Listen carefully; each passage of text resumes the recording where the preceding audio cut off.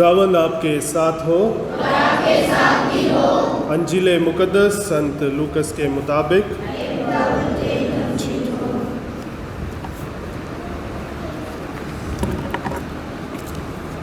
यीशु के साथ साथ एक विशाल जनसमूह चल रहा था। उन्होंने मुड़कर लोगों से कहा, यदि कोई मेरे पास आए और अपने माता पिता, पत्नी, संतान, भाई बहन और यहाँ तक कि अपने जीवन से बैर ना करे तो वह मेरा शिष्य नहीं हो सकता। जो अपना क्रूस उठाकर मेरा अनुसरण नहीं करता वह मेरा शिष्य नहीं हो सकता। तुम में ऐसा कौन होगा जो मीनार बनवाना चाहे और पहले बैठकर खर्च का हिसाब ना लगाए और ये ना देखे कि क्या उसे पूरा करने की पूंजी मेरे पास है? कहीं ऐसा ना हो कि नींव डालने के बाद वह पूरा ना कर सके और देखने वाले ये कहकर उसकी हंसी उड़ाने लगे, इस मनुष्य ने निर्माण का काम शुरू तो किया लेकिन ये उसे पूरा नहीं कर सका। और कौन ऐसा राजा होगा जो दूसरे राजा से युद्ध करने जाता और पहले बैठकर ये विचार ना करे कि जो 20,000 की फौज के साथ मुझ पर चढ़ा आ रहा है, क्या मैं 10,000 की फौज से उसका सामना कर सकता हूँ? यदि ये सामना नहीं कर सकता तो जब तक दूसरा राजा दूर है वह राजदूतों को भेजकर शांति के लिए निवेदन करेगा। उसी तरह तुम में से जो कोई अपना सब कुछ त्याग ना दे वह मेरा शिष्य नहीं हो सकता। ये खुदा की पाक अंजील है।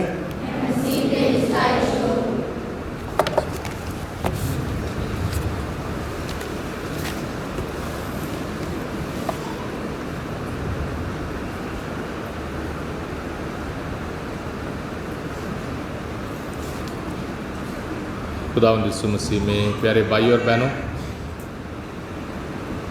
हम लूकस के अंजील को पढ़ रहे हैं और खुदावंद यीशु मसीह के साथ हम भी सफ़र में हैं, हम भी मुसाफिर हैं। हम रुके नहीं हैं, किसी मुकाम पर नहीं खड़े हुए। हमारी ज़िंदगी एक सफ़र है और आज से अगले इतवार तक बहुत कुछ बदल सकता है। हमारे सोच विचार बदल सकते हैं, हमारी मेहनत बदल सकती है, हमारी पूंजी बदल सकती है, हमारा अकाउंट बढ़ सकता है, कम हो सकता है, हमारे डोले बन सकते हैं, हमारी सेहत अच्छी हो सकती है, बहुत बदलाव हो सकता है। हमें याद रखना है हम एक सफ़र में निकले और हम प्रभु यीशु मसीह के साथ हैं, हम किसी के साथ नहीं, यीशु के साथ हैं। आज के अंजील की शुरुआत ऐसे है, यीशु के साथ एक विशाल जनसमूह चल रहा था, यानी बहुत बड़ी भीड़ यीशु के पीछे हो रही है, यीशु के पीछे चल रही है। आज यीशु के नाम पर विश्वास करने वाले बहुत सारे हैं, बहुत सारे ऐसे वीडियो आप देखेंगे, बहुत सारे ऐसे स्टेटस देखेंगे जिसमें बहुत सारे ऐसे बातें बताते हैं, बहुत सारी ऐसे बातें एक अकड़ के समान, एक घमंड के समान हो जाता है। यीशु के साथ चलने का मतलब थोड़ी देर चल गए ना, यीशु के साथ चलने का मतलब हमेशा की ज़िंदगी के लिए चलना, हमेशा की ज़िंदगी के लिए चलना। बहुत दफ़ा आपने सुना होगा, हाँ हम बहुत कुछ करते थे, हम पहले ऐसे थे और हमने बचपन में ये किया वो किया, बहुत कम मायना रखता है। अगर हम आज उसी रास्ते पर अगर आगे ना बढ़ें, वो सारी कामयाबियाँ हमारे लिए कोई मायना नहीं रखती हैं। और खुदावंद यीशु मसीह के पीछे बहुत बड़ी भीड़ चल रही है, बहुत बड़ी भीड़ चल रही है। और खुदावंद यीशु मसीह ने उस भीड़ से ये नहीं कहा बहुत अच्छा, मेरे पीछे मुझ पर विश्वास करने वाले बहुत आगे हो गए, बहुत सारे, पूरे देश या पूरे राज्य या पूरे विश्व ईसाई बन जाए, इसलिए मेरे पीछे चले आओ, मैं खिलाऊंगा पिलाऊंगा, चमत्कार होगा, भविष्यवाणी होगी, गैर जुबान होगा, बहुत भीड़ आएगी। यीशु ने बिल्कुल हमारे सोच विचार के खिलाफ यीशु काम करते हैं। दुनिया के सोच विचार और यीशु के सोच विचार बिल्कुल अलग है।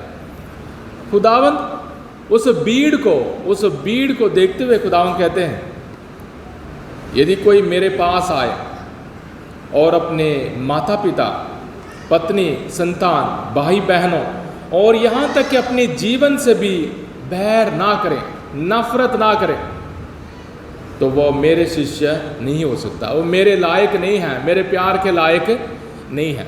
देखना, प्रभु यीशु मसीह बोलते थे अरमाइक भाषा, और ये नया नियम लिखा गया है यूनानी भाषा में, और उससे पहले इब्रानी भाषा।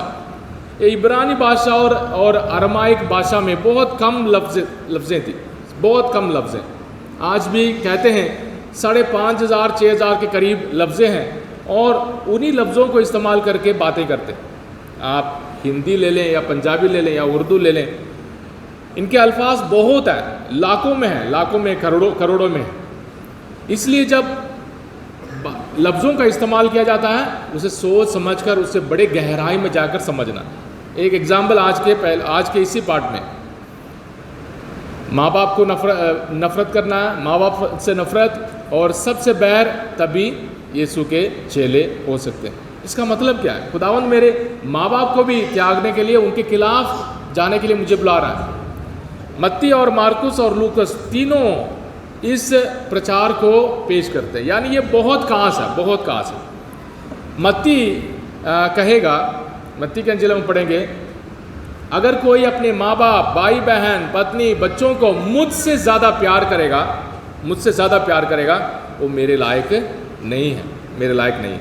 तो एक है नफरत करना और दूसरा कम प्यार करना या ज़्यादा प्यार करना, ठीक है। यानी यीशु मसीह कहते हैं कि यीशु को हमें सबसे ज़्यादा प्यार करना चाहिए,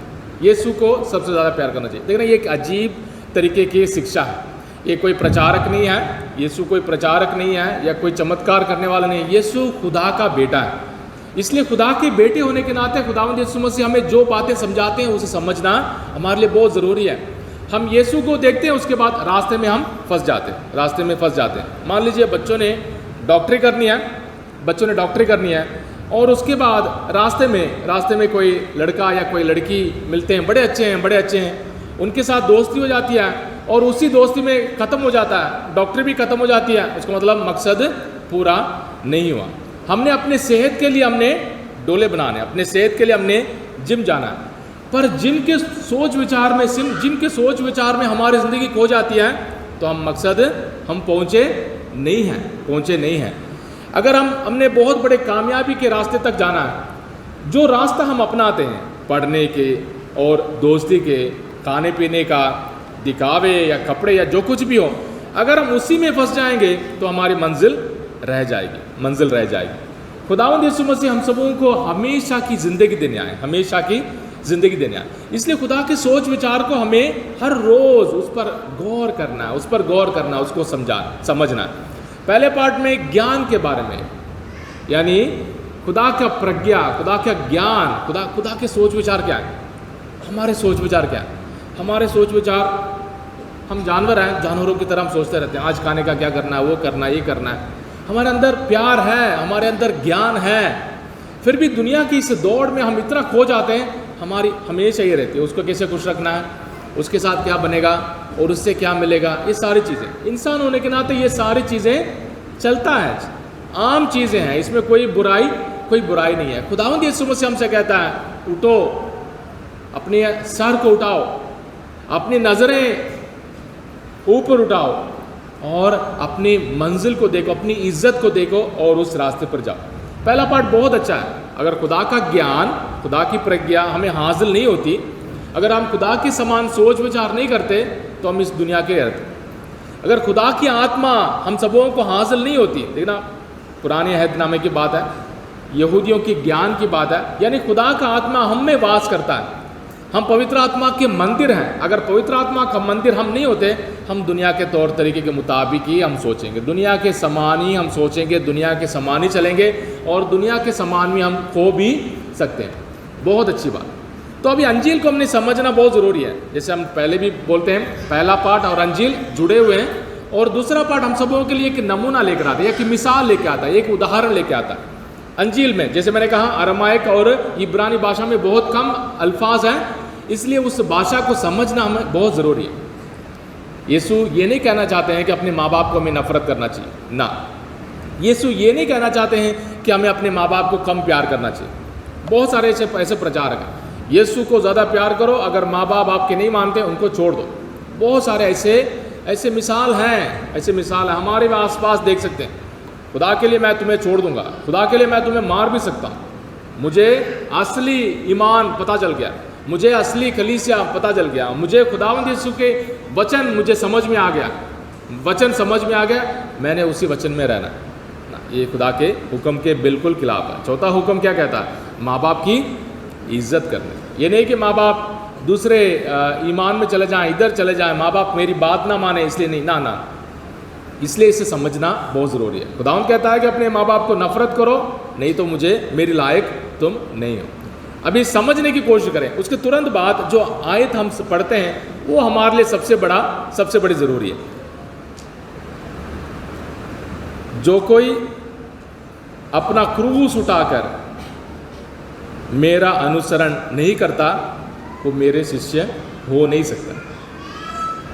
मत्ती के अंजील में या मार्कुस के अंजील में आप ये भी पढ़ेंगे, जो मेरे पीछे चलना चाहता है सबसे पहले अपने आप को त्याग दे, अपने आप को त्याग दे और अपने सलीब को उठाएं। दूसरा, अपना सलीब को उठाएं और मेरे पीछे चले आए, यीशु के पीछे चले आए, यीशु के समान चले, यीशु के समान चले। लेकिन हमारे चर्च में हमेशा सलीब हम सबों को स्वागत करता है, सलीब हमें स्वागत करता है।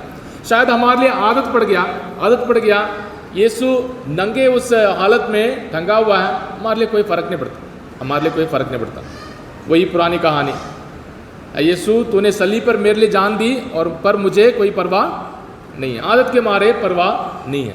पर हमें हर बार बोलना है, प्रभु तूने सलीब पर मेरे लिए जान दी, मुझे परवाह है। अभी मकसद क्या है? यीशु क्यों कहते हैं कि जब तक तुम अपने माँ बाप को नफरत नहीं करोगे मेरे लायक नहीं। बात यह आ जाती है, असली प्यार क्या है? असली प्यार कहाँ से आता है? असली प्यार कहाँ से आता है? देखना, आपने बहुत दफ़ा फिल्मी गाने ये सब में ये सुनते हैं हम कि प्यार खुदा है। आपने बहुत दफ़ा बहुत सारी चीज़ें आपने लिखी हुई होगी, अपने स्टेटस में लिखा होगा, डायरी में लिखा होगा, बच्चे भी लिखा रहते हैं, प्यार खुदा है। और एक सेकंड के लिए आप सोचें उल्टा, खुदा प्यार है। आजकल के प्यार क्या है? गले काटने वाले, हाथ काटने वाले, गिफ्ट देने वाली और स्टेटस लाने वाली, फ़ोटो लेने वाली और सारी चीज़ें, ये सारे प्यार रहती हैं या ख़त्म हो जाती हैं? मेरे छोटे बच्चों को भी मालूम है, बार 4-5 स्टेटस देख लो, उसके बाद पहला स्टेटस भूल जाता है। 4-5 लोगों की फ़ोटो देख लो और पहला वाला गायब हो जाता है। 4-5 दोस्तों को लाइक करो, पहला वाला ख़त्म है, मतलब 4 सेकंड में पहला वाला ख़त्म हो जाता है। दोस्ती इसको कहें या प्यार कहें या लड़का लड़की को पसंद करें या आदमी औरत के बारे में कहें, ये जो कुछ भी करें, दुनिया का प्यार ऐसे रह जाता है। कितने माँ बाप लुटाए जाते हैं बचपन से लेकर, लूटो, वो लेकर दो, ये लेकर दो। उसके बाद जब बच्चे अपने पैरों में खड़े हो जाते हैं, माँ बाप कौन है?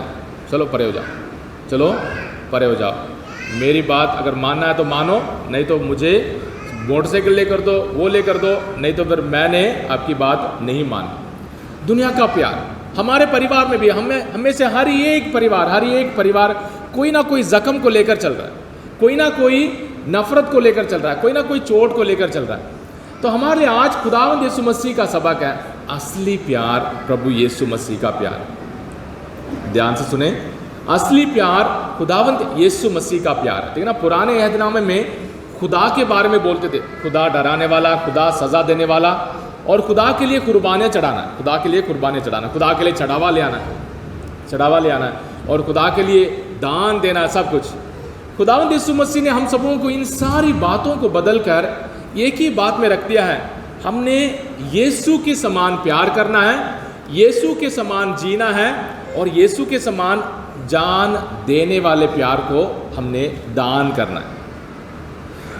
तो अगर यीशु का प्यार कैसा है, यीशु का प्यार खुदा का बेटा होने के बावजूद भी यीशु गुलाम बने, सलीब पर यीशु ने जान दी, और हम पापी हैं फिर भी यीशु हम सबों को प्यार करता है। देखना, यीशु की सलीबी कुर्बानी हो गई, यीशु जिंदा हो गए, और हम सब ऐलान करते हैं जलाल किसका है, खुदा का है। यीशु के उस जलाली खुशी को हासिल करने के लिए तालियां बजाते हैं, बहुत अच्छा बहुत अच्छा। पर यीशु की सलीबी कुर्बानी खत्म नहीं हुई। क्यों? क्योंकि मुझ में, मेरे पापों में, मेरी कमी कमजोरियों में, हमारी कमी कमजोरियों में, हमारी गरीबी में, हमारी परेशानियों में यीशु के जख्म जाहिर हैं, यीशु के जख्म जाहिर हैं। हमारे बीच में जो भी बीमार है प्यारे भाई और बहनों, वो प्रभु यीशु मसीह के सलीबी कुर्बानी को हम जीते हैं, चाहे अच्छे हों बुरे हों। खुदावंद यीशु मसीह हम सबों को ये सबक देता है कि खुदा के प्यार के खातिर मैं इस दुनिया में आया। खुदावंद यीशु मसीह हम सबों से कहता है, प्यार के खातिर मैं तुम्हारे लिए मेरी जान देता हूँ, प्यार के खातिर मैं सलीब पर मैं तुम्हें प्यार करता हूँ, प्यार के खातिर मैं पवित्र आत्मा तुम्हारे पास भेज रहा हूँ, प्यार के खातिर तुम्हें बार बार बार बार माफ़ करने के लिए तैयार हूँ। हम खुदावंद यीशु मसीह के पाक दिल की आराधना करते हैं, पाक दिल की ईद मनाते हैं, पाक दिल के बारे में बहुत सारी बातें बताते हैं। यीशु का पाक दिल हमारे लिए भूखा है और प्यासा है। मदर तेरेसा को जब दर्शन मिला, खुदा ने कहा मैं भूखा हूँ, मैं प्यासा हूँ, और मेरे प्यास को बुझाने के लिए कोई नहीं है।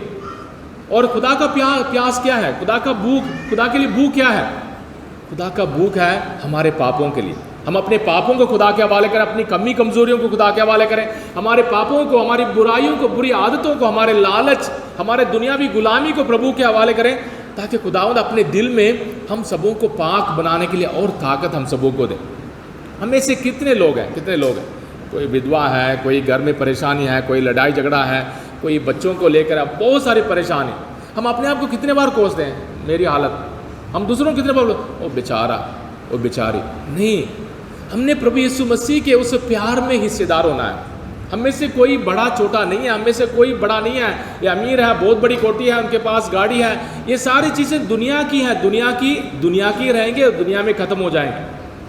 खुदा का प्यार, यीशु का प्यार, मुझ में यीशु का प्यार होना ज़रूरी है। मैंने अपने बच्चों को यीशु का प्यार देना, जान देने वाला प्यार। उल्टा हमारा प्यार क्या है? उल्टा जान देने वाला, जान लेने वाला। हमारा प्यार जान लेने वाला है, हमारा प्यार जान लेने वाला है। अगर वो नहीं किया, ख़त्म है। अगर मेरी बात नहीं मानी, रिश्ते ख़त्म है। अगर मुझे मैसेज नहीं किया, ख़त्म है। अगर और किसी के साथ मैसेज करते हुए देखा, ख़त्म है। हमारे प्यार हर बात पर ब्लैकमेल करने वाले, हर बात पर। यीशु का प्यार जान देने वाला, और माँ बाप भाई बहन हमने सीखना है यीशु के जान देने वाला प्यार को हमने अपने दिल में अपनाना। अभी दोबारा उस पाठ को पढ़ें। अगर हमारे दिल में यीशु का प्यार होगा, अगर हमारे दिल में यीशु का प्यार होगा, माँ बाप के लिए प्यार, भाई बहनों के लिए प्यार, बच्चों के लिए प्यार, क्या हमें खुदा से अलग करेगा? खुदा से कभी नहीं अलग करेगा, क्योंकि हम खुदा के प्यार को हम जीने में ताकत पाते हैं। हमें मज़ा आता है, दुख दर्द में भी मज़ा आता है। बोलते हैं प्रभु कोई बात नहीं, तेरे साथ मैं जुड़ने के लिए तैयार हूँ, तेरे साथ मैं जुड़ने के लिए तैयार हूँ, और तेरे दुख दर्द में मैं हिस्सा लेने के लिए तैयार हूँ।